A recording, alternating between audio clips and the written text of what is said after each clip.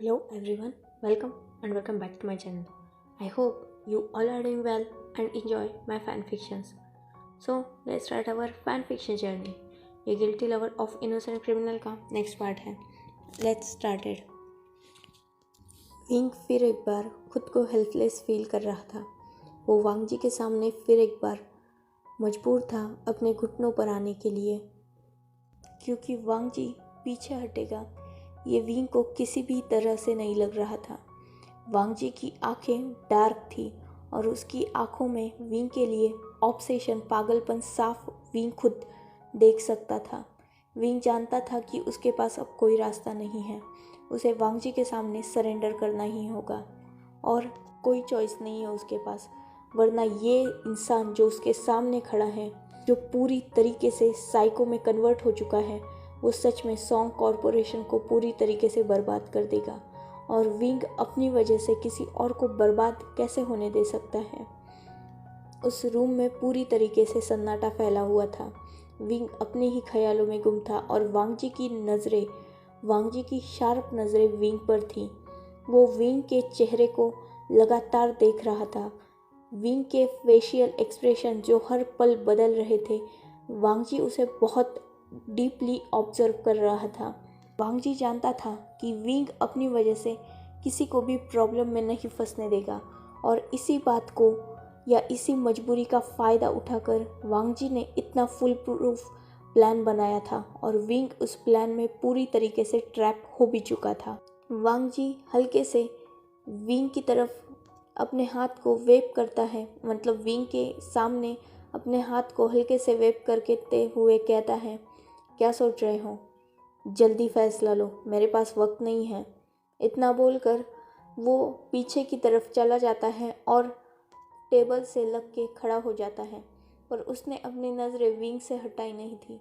Wing कुछ देर और सोचता है और वो वांग जी की आंखों में आंखें डालते हुए कहता है, क्या तुम मुझे ये अश्योर करवा सकते हो कि अगर मैं तुम्हारी बातें मान लूँ तो तुम सॉन्ग्स कॉरपोरेशन को और सॉन्गलैंड को छोड़ दोगे? तब वांग जी कहता है, मुझे उन लोगों से कोई लेना देना नहीं है, मुझे सिर्फ अपना विंग चाहिए. उन लोगों को बाद में बर्बाद करके मेरा क्या फ़ायदा होने वाला है. इनफैक्ट उन लोगों को मैं सिर्फ तुम्हारी वजह से ही बर्दाश्त कर रहा हूँ, वरना मुझे उन लोगों से कोई लेना देना नहीं है. मुझे बस तुम चाहिए हो. तुम मिलने के बाद उन लोगों के साथ मैं कुछ नहीं करने वाला, क्योंकि मेरी उनके साथ कोई भी पर्सनल दुश्मनी नहीं है. हाँ, मैं गुस्सा हूँ उन पे कि उन्होंने तुम्हें मुझसे छुपा के रखा, पर फिर भी ठीक है ना, उन्होंने तुम्हें बचाया भी तो है, तो मैंने उन्हें माफ़ किया. तुम मेरे पास आ जाओ, मैं उन्हें कुछ नहीं करूँगा. और तुम जानते हो, मैं अपनी बातों का पक्का हूँ. अगर तुम मुझे मिल जाओ तो मैं सच में उनके साथ कुछ नहीं करने वाला. विंग कुछ देर और सोचता है और फिर कहता है, तुम सच में उन्हें हार्म नहीं करोगे? तब वांग जी फिर से कहता है, मैंने कहा ना, मैं नहीं करूँगा, मतलब नहीं ही करूँगा. मुझे सिर्फ तुम चाहिए हो. विंग अब कुछ नहीं कहता. वो नीचे की तरफ देखने लगता है और अपने ब्लेज़र को उतार कर नीचे फ्लोर पर फेंक देता है. वांग जी विंग को ही देख रहा था. विंग वांग जी की तरफ बढ़ने लगता है और अपनी शर्ट्स की बटन्स को ओपन करने लगता है. वो अपनी सारी शर्ट्स की बटन्स को ओपन करके वांग जी के सामने अब खड़ा था. वो अपने बेल्ट को अनबकल करता है और उसे निकाल कर वांग जी के हाथ को पकड़ता है और उस पे उस बेल्ट को रख देता है. वो वांग जी की तरफ देखता है और कहता है, क्या करना चाहते हो मेरे साथ? मेरी बॉडी को यूज़ करना चाहते हो या मुझे टॉर्चर करना चाहते हो? मैं दोनों के लिए भी रेडी हूँ. मैं खुद को तुम्हारे सामने सरेंडर करता हूँ, पर तुम मेरे अपनों को कुछ मत करना. तुम मेरी बॉडी को अगर यूज़ करना चाहते हो तो मैं उसके लिए भी रेडी हूँ, और अगर तुम मुझ पर अपना फ्रस्ट्रेशन निकालना चाहते हो तो उसके लिए भी मैं रेडी हूँ. तुम चाहो तो मुझे यूज़ भी कर सकते हो और चाहो तो टॉर्चर भी. मैं कुछ नहीं कहूँगा. इतना बोलकर वो अपनी नज़रें नीचे फ्लोर की तरफ कर लेता है. वांग जी के चेहरे पर जंग जीतने वाली स्माइल थी. फाइनली उसका विंग उसके सामने फिर एक बार सरेंडर कर रहा था. यही तो वांग जी चाहता था। वांग जी उस बेल्ट को साइड को फेंक देता है और कहता है, नहीं विंग, मैं तुम्हें टॉर्चर नहीं करूँगा। मैं तुमसे प्यार करना चाहता हूँ। मैं तुमसे बहुत प्यार करता हूँ विंग। माना मैंने अपने अतीत में बहुत गलतियाँ की, बहुत गलत बिहेव किया तुम्हारे साथ, पर अब ऐसा नहीं होगा। मैं तुम्हें दुनिया की सारी खुशियाँ दूंगा। तुम जो चाहते हो सब तुम्हें मिलेगा। बस मुझे तुम चाहिए हो, तुम्हारा प्यार चाहिए है। मैं तुम पर आगे से कभी भी हाथ नहीं उठाऊंगा। इनफैक्ट मैं तुम्हें कुछ नहीं कहूँगा। तुम्हें जो मुझसे चाहिए वो मैं सब दूंगा, पर प्लीज़ मुझसे दूर मत जाओ, प्लीज़। इतना बोलकर वो विंग को टाइटली हग कर लेता है। विंग कुछ नहीं कहता, वो बुत बन के वहाँ बस खड़ा था एक स्टैचू की तरह। कुछ देर बाद वांग जी हग ब्रेक करता है और विंग के फेस को अपने दोनों हाथों में लेते हुए कहता है, इसका मतलब तुम मेरे हो ना? मैं तुम्हें छू सकता हूँ ना? मैं तुम्हारे साथ कुछ भी कर सकता हूँ ना? तुम मेरे हस्बैंड हो ना? मेरे पास राइट्स है ना तुम्हारे हस्बैंड होने के?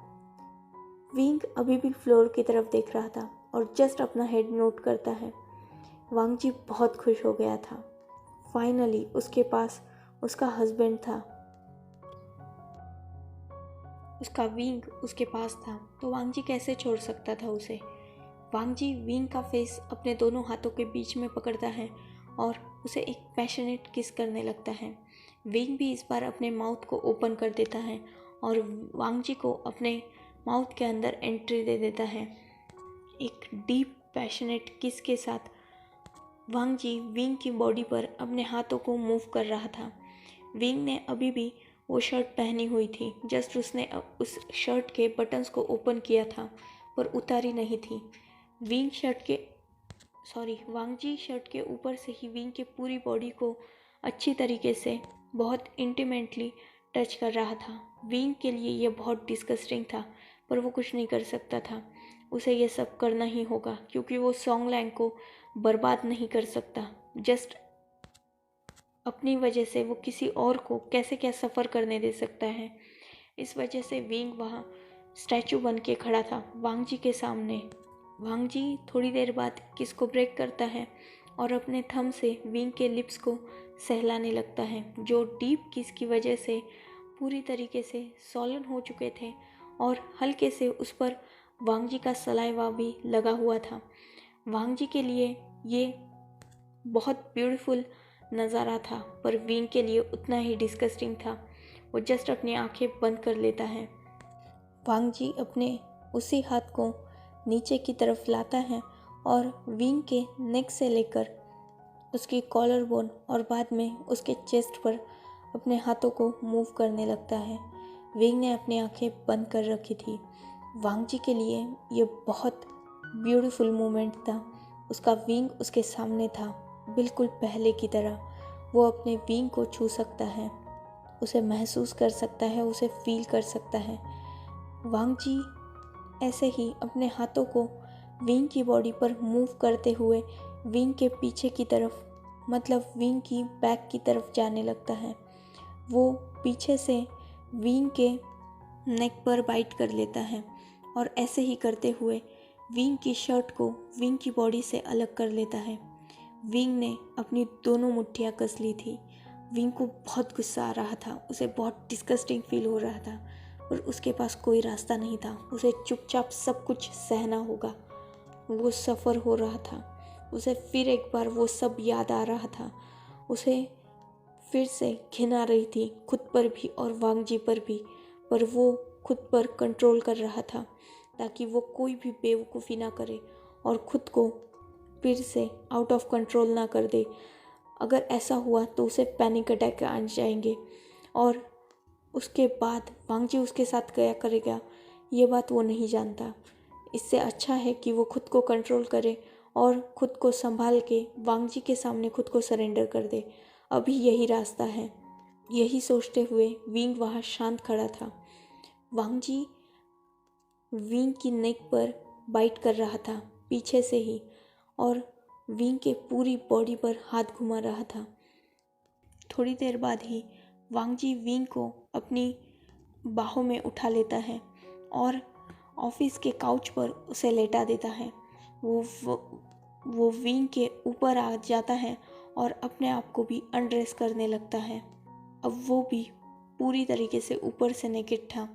वो विंग के ऊपर लेट जाता है और विंग को फिर से किस करने लगता है। विंग के नेक पर उसे बाइट करने लगता है और विंग के पूरी बॉडी को अपने हाथों से ही एक्सप्लोर करने लगता है। विंग ने जस्ट अपना हेड दूसरी तरफ टर्न कर लिया था। उसने अपने दोनों हाथों की मुट्ठियों को टाइटली पैक किया था और अपनी आंखों को बंद करके रखा था। वांग जी का अभी विंग के एक्सप्रेशंस पर कोई ध्यान नहीं था, क्योंकि वो तो इतना खुश था विंग को अपने पास पाकर कि वो बाकी सब कुछ भूल चुका था। वो देख नहीं रहा था कि विंग इन सब चीज़ों से कितना डिस्गस्ट और अनकंफर्टेबल फील कर रहा है। जस्ट वांग जी तो अपने ही प्ले में गुम था। वो विंग की बॉडी के साथ खेल रहा था और उसे इन सब चीज़ों में बहुत मज़ा आ रहा था। 2 साल बाद आज विंग उसके सामने था, उसका प्यार उसके सामने था, तो वो कैसे क्या उसे छोड़ सकता था। वांग जी ऐसे ही विंग की बॉडी के साथ खेलते हुए नीचे की तरफ अपने हाथ को लेके आता है और वो विंग के प्राइवेट पार्ट को पकड़ लेता है पैंट के ऊपर से ही।